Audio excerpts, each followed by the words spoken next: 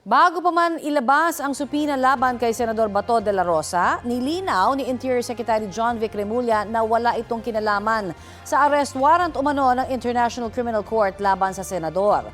Nagsabi na rin ng ICC na wala silang inilalabas na public arrest warrant na may kinalaman sa Pilipinas.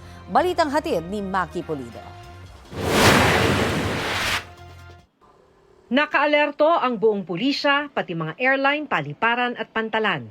Pero sabi ng DILG, hindi yan para arestuhin si Senador Ronald Bato de la Rosa, kundi para maisilbi sa kanya ang subpina kaugnay sa investigasyon ng PNP-CIDG sa naging papel niya sa di umano'y extrajudicial killings bilang hepe ng Davao City Police at Director ng Police Regional Office 11. Nasa Davao Region ang senador, ayon kay Remulla.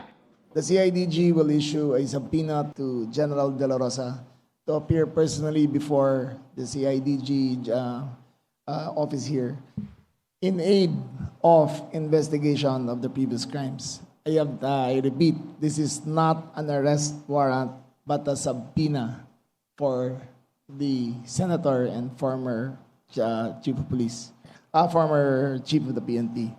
Sabi ni Remulla, bahagi ito ng case build-up ng PNP laban sa mga sangkot sa EJK.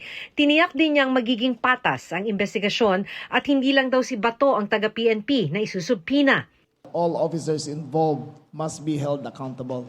And just to be clear, he was the tip of the spear in the EJK drive, so we will start with him and investigate down further. Nung nakaraan, we have a Quadcom report with regards to EJK and other related incident. That would be the very basis. Git ni Remulla, walang kinalaman ang pagpapasubpina kay De La Rosa sa umugong na arrest warrant daw ng International Criminal Court. We are not a member of the ICC. We are not working with the ICC. This is a purely internal matter that we are doing. There is a 10,000-man task force that, okay, let me just make it clear, okay.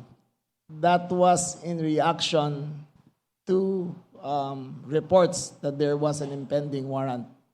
However, the ICC has said that there is none. Okay? So we have dismantled that task force. What we do have is now a subpoena for him, but not a manhunt. Sinabi na ng ICC na wala silang inilabas na public warrant laban sa senador. Paliwanag ni Attorney Cristina Conti, ICC Assistant to Counsel at abogado ng EJK victims. Ang ibig sabihin ng public warrant ay hindi isa sa publiko ang pag-issue nito. Kaya ayon sa kanya, hindi nangangahulugang walang arrest warrant laban kay De La Rosa. Wala mang sinasabing public warrant kay Bato, posible pong mayroong secret warrant. At maraming proseso na pinagdadaanan yan, kaya maaring may application ng warrant at maaring may aprobado ng warrant. Isa sa mga dahilan ng pag-issue ng secret warrant ay para hindi makatakas ang akusado. Kapag hindi pa muna i-share sa public yung warrant, una, para masigurado na mahuhuli yung tao. Kumbaga, walang advance notice doon sa subject ng warrant. Pangalawa, para hindi masyadong makagulo yung politika patungkol doon sa issuance ng warrant. Nauna nang sinabi sa GMA News ni retired Major General Romeo Prestoza, Executive Director ng Philippine Center on Transnational Crime, na nagsisilbing National Central Bureau ng Interpol sa Manila, wala pa silang natatanggap na red notice mula sa Interpol. Maki Pulido nagbabalita para sa GMA News.